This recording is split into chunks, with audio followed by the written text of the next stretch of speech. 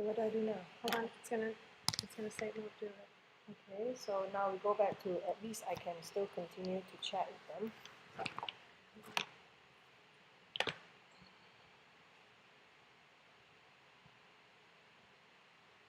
Okay, there. That was it. No. Yeah, that's it. So wait, just tell people that you're so sorry you're having a technical. Oh, look, I'm on. You're on? Yeah. Uh-oh. Oh no, it recorded you and me earlier. Sorry.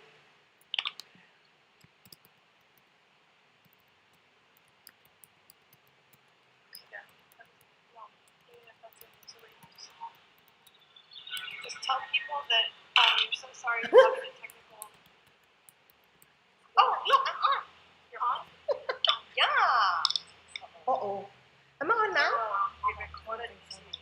Hold on, we're gonna do it here. Sorry. I know. They can see me on the screen. Okay, so there's a delay.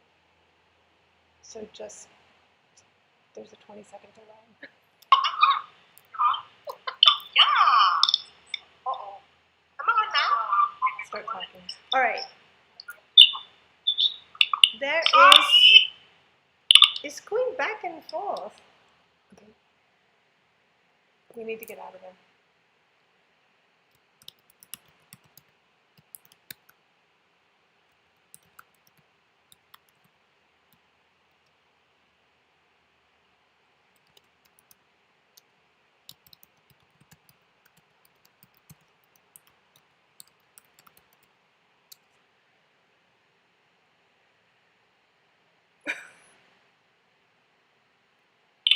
They can see me all. So, what do I do now? Just talk and do it. Okay. You won't hear yourself. Don't put the volume on. Don't put the volume on. So you guys can hear me? All right. Now let's have a look at some of the questions. I know there's a total delay. I don't know what you guys are seeing, so I'm trying to look as presentable as I can. Right. So now there were some questions.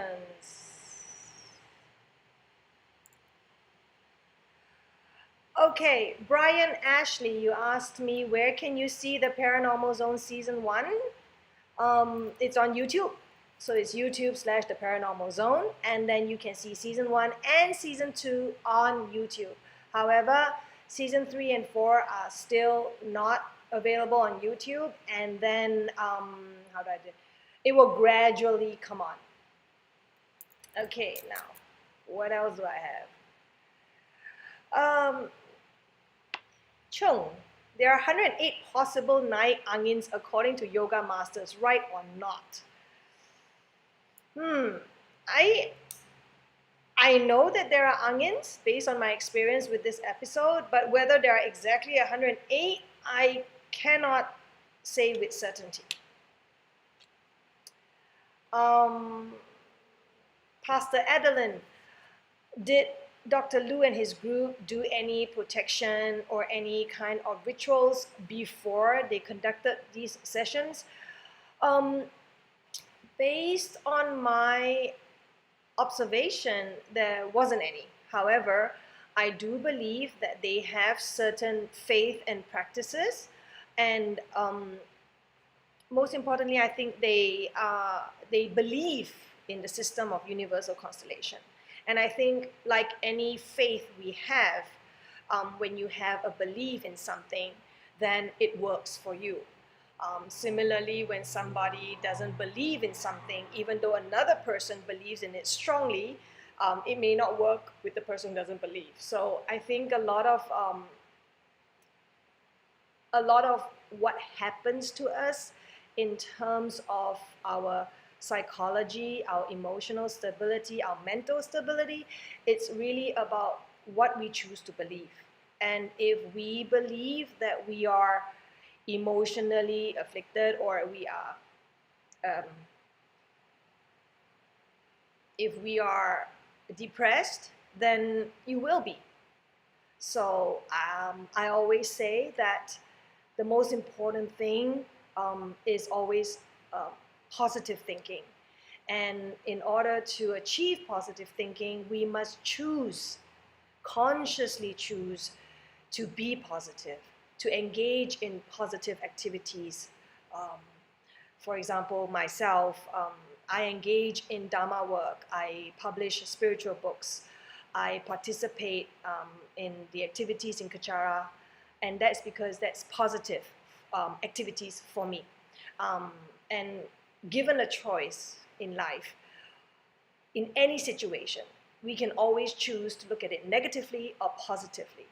And trust me, by habit of nature, um, we have a tendency to want to kind of look negative on things so that we have a self-pity party kind of thing. But it's not true. You can choose a positive outlook, even in situations where it really looks disastrous and hopeless. Okay? Let me see. All right, where are we? Ooh, I'm so sorry. This is the first time I'm doing this, but I am going to get better at this. I always know that. Rinpoche always told me if I put my mind to it, I can do anything. Okay. Um, I think you can talk instead of type. Yes, Pastor Shin, I'm always much better at talking than typing. Okay. Uh, Pastor Elena Kong, what can you do if you see someone who is exhibiting symptoms of being possessed? Okay, in one of my episodes in season 4, we were participating in an activity called Deep Sin, which is equivalent to like the Ouija board, right? And one of the participants, Wuventa, he got possessed. Um, what I did was, and I know it may not be the same for many people, but what I did was I recited the Dorje Shukden mantra. I held on to this man and I recited Dorje Shukden's mantra. And in fact, I recited Trakse. And I recited it full-heartedly and I visualized Dorje Shukden helping him and getting rid of the spirits that were coming to disturb him. And then I recited the mantra and I blew it on his head. And it worked. So the spirits went away and that worked for that situation. I am a true believer of the protection of my protector, Dorje Shukden. And therefore, under any circumstances, what happens to me is he just comes to mind, his mantra just comes to my lips, and I just know it. And it has worked for me on several occasions. Pastor Narelle, have you seen other examples of possessions and how similar or different did it look from what happened in this episode? Okay. Okay. So Pastor Narelle, you're not talking about me going on and on with you about being confused, right? Okay. So there are many different forms of possession. What we saw in this episode is very much activated, meaning it is active and they act it out. So you have people acting out actions that look very similar to animal behavior. What I observed in season 2 when we were in Thailand, similarly, I don't know why, but they have a tendency to when they take possession, those that I've commonly seen, they have a tendency to take on a form of an animal. But in Thailand, what happened was they have tattoos and they would take possession or spirit possession and behave like the animal that's tattooed on their body. But I've also seen possessions whereby the person is not as active as you have witnessed in this episode. They actually sit there, some of them just weep and cry, and they look as though they are, totally depressed, as I guess what we would diagnose medically, but it's so much more than that. It's so easy to call somebody crazy, but it's really, the mind is such an amazing and powerful tool that it can manifest depression. At the same time, with the same energy being neutral, it can also manifest joy. It can also manifest peace. Okay. Hold on.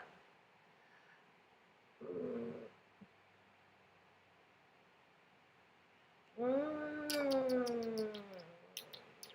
Okay. How many cases of possession have I encountered? Valentina, oh my God. I actually never really counted it, surprisingly. I would easily say that I have seen a variety of possessions that maybe gives me about 10 different experiences, I would say, yeah. Um, Perhaps you wouldn't recommend everyone seeking out the possessed and blowing mantras on them. No. Um, uh, I wouldn't say that we should all go around diagnosing somebody as possessed because just because somebody doesn't agree with us or something, they're not possessed. They just have a different opinion. So we don't go around reciting mantras and blowing it all over them because socially it might be considered rude. Um, mm, I would say that if you are a practitioner of any faith in which you believe in, and whatever that faith teaches you, should you encounter a situation whereby you're there and somebody takes possession, um, if anything, you would say a prayer or you recite mantras, whatever is your practice, firstly to yourself, to make sure that you stay calm. And to help the other person, you would try to see. But most importantly is if you're in the company of somebody who's possessed, have a very clear mind. Have a clear mind whereby you want to help him. And in that serenity, in that peaceful state, you can either, if possible, hold the person's hand, or if not, you can actually sit quietly and just visualize this person and say your faith's prayers and dedicate those prayers to that person. And of course, you need to call somebody who can help. And in some cases, sometimes you might want to call on um, people like medical practitioners who might be able to help this person, um, maybe calm them down through an injection. I don't know. I'm not saying you should do that, but yeah, sometimes, the sincerity to help sometimes is what will help.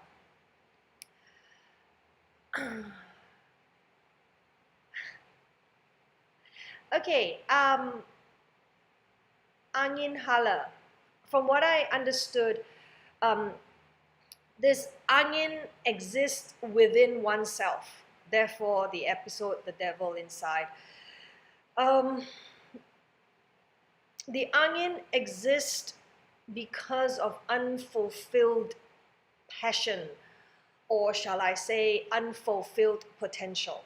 So, to put it in a way that maybe perhaps we can relate to, is that when we suffer from an internal conflict, for example, what we do every day is not exactly towards the goal of what we truly are passionate about. So our daily actions and our internal satisfaction or fulfillment is actually parallel. Your actions are going this way, but it's not reaching your goal. So when people suffer like that, internal conflict, it affects their emotions, it affects their stability and that inner peace in which we all want. So we need to find answers. Um, like the common saying goes, do what your heart desires. Yeah. I believe in that, but at the same time, the motivation and the intention of what our heart desires has to be one that is pure, one that is positive. I mean, for example, not to be sick or anything, but if you have this tendency to hurt people, that is not a desire I wish you to fulfill. Okay? So, but if your passion is to achieve being a successful, amazing financial investor, but you happen to be doing a job that has got nothing to do with that, for example, sales and marketing, then you're going to have what I call an internal conflict. I don't know if that helps. Okay. Um, Pastor Elena, do I get scared when you come across such possessions? No, I don't. This is a very common question. Many people have asked me through the 4 years of doing the paranormal zone. People say, aren't you scared? And honestly, I get anxious. I get nervous because I'm afraid that I don't accomplish what I set out to accomplish in the episode. Um, but in terms of being afraid of the unseen beings, being afraid of energies which may be negative, I've never been afraid. And I'm not trying to be boastful or arrogant here. I'm not afraid because I believe that my purpose and my intention and motivation of hosting the paranormal zone is not about sensation and thrill, but it is about using what I discover to share and impart with all of you my knowledge or what I discover and the knowledge of the subject matter. And I believe that it is to reduce fear. Rinpoche once told me, do this because you can give people the knowledge and information that will reduce fear. And that has always been my motivation. So therefore, given that motivation, how can I possibly have fear and then try to reduce fear? It doesn't make sense. And most importantly also, I have the blessings of my guru, His Eminence Chan Rinpoche, and I also have the protection of my Dharma protector, Dorje Shugden.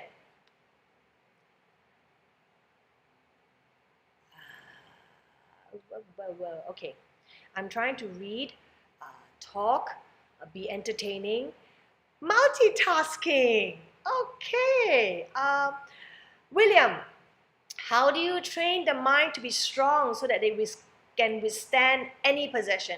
Right off the cuff, I can tell you the best way to train your mind against spirits is spirituality. So, for me, it is having a true, strong faith and also being spiritual, being kind and compassionate, understanding and understanding and compassionate is the key word. And positive thinking, that is extremely important. Freon, how to differentiate between the person being possessed and if the person being possessed, can it last lifelong until the person's death? Okay. One of the questions that I always ask myself and also the people that I interview is how do you differentiate whether somebody is possessed by an external factor such as a spirit or they are themselves psychotic or crazy, like we would like to say, lack of a better word. When a person is inflicted by spirits or they are open to being possessed by spirits, there is karma at play. When your karma ripens and it opens up your chakras or the portal for you to be possessed, it normally has something to do with your mindset. It normally has also something to do with your belief system. And also, you may have the karma to be possessed by spirits. If you don't do anything about it, it can be somewhat lifelong. And I have heard stories where when you are possessed by a spirit, and if the spirit is evil, it can make you end your own life. So, like I said earlier, the best um, the best antidote to spirits is actually spirituality, which means having faith, having belief in a religion, because religion is a structured form of learning spirituality, and to have a protection and deity. Most importantly, is to be able to consult with someone who is pure in his or her intentions in terms of this. Please bear in mind, ladies and gentlemen, and all of you listening, there are many people out there who commercialize helping you overcome spirits and stuff. You really need to be very careful in looking for that and looking for the solution, and not be caught in a commercial a scam, a lot of hoo-ha, a lot of theatrics, a lot of drama, and you're just staying there, kind of temporary relief, but you're still possessed, and it doesn't help you.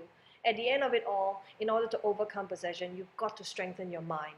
Um, and one of the ways that I know how is through Dharma knowledge, and because I'm a Buddhist, but to bring Dharma knowledge in a broader spectrum, it is to have faith, and to be spiritual, to be kind and compassionate, and to be positive in your thinking. Okay. All right, we have 5 more minutes. Okay, let me see. When we try to help, can the ghosts attack us back? I have heard that they can. There are spirits that are aggressive. Not everybody is Casper, the friendly ghost, okay?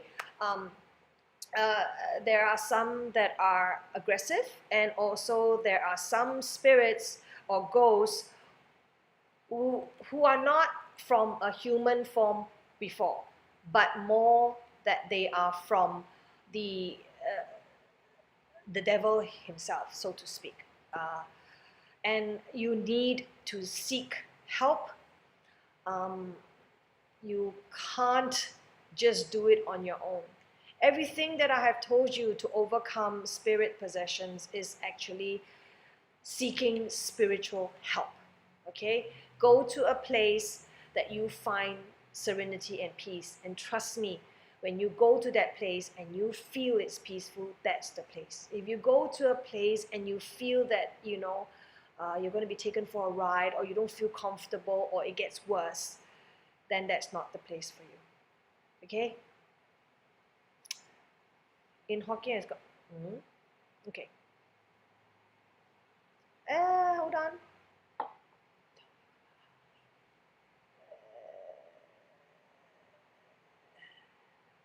Freon, if a person can be possessed without karma, I don't know about that, but like you said, it's possible that the karma is not one way, it's kind of 2 ways.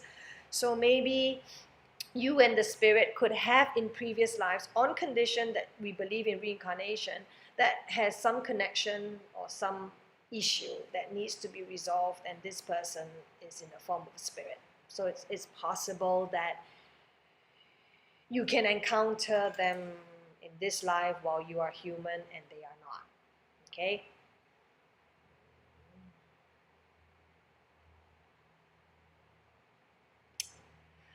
What's the strongest possession I have witnessed? The strongest one with the toughest grip on the person, the most violent or physically exerting one. Okay.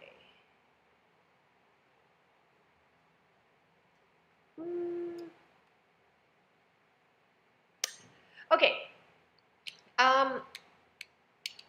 There was an episode which until today is still the episode that really tugs at my heart, and it is the one that I filmed in Yogyakarta, and it was basically black magic and medical science. Um, uh, this girl went through a curse, and also involves spirits sending the curse to her. So I would say that, in my opinion, Pastor Elena, is that would be the most physically painful, as well as the strongest that I have encountered in the 4 years in which I have been filming the Paranormal Zone. Uh, the most sad one, that would be the same one. To see all her scars on her body, and over a period of 2 years removing more than 2,000 over nails from her body, it was painful. I cried, and for me to cry, I mean, okay, romantic drama, somebody dies, that's fine. I cry to that too, but to actually engage with someone full-heartedly and actually feel the person's pain, until today, even as I sit here telling you about it, it still brings um, heartache, you know. Yeah. Okay. Let me see. All right. So, guys, first of all, there is a delay in the screen. What I see is not what I'm saying. So therefore, we're just I guess this means live, because the video I see is not even live, it's delayed. So anyways, every Thursday for the next, okay, the first week has passed. So for the next 7 weeks coming, every Thursday at 9 p.m., we will air an episode from season 3, season 1, whichever I've chosen, one of my top favorites, and we'll air it at 9 o'clock, and then we'll come on live like this, and hopefully we'll have more of you getting engaged and asking questions. So I say good night. I thank you so much for coming online, chat with me, and for watching the episode. And don't forget, there is a Halloween contest going on. I have received a few stories. Some are interesting, some are funny, and some actually made my skin crawl. So send in more of your stories, and I'm looking forward to reading them and celebrating Halloween with up to 10 people with the best stories. Okay, so thanks a lot, guys, for tuning in. I don't know if that's the right word. And see you next week, Thursday, 9 p.m. And don't forget, if you have a spooky story, if you have a something you want to share with me that means a lot to you, it's paranormal, and you want me to read about it, just send in your stories. I'm looking forward to it. All right, guys. Thank you very much. Bye.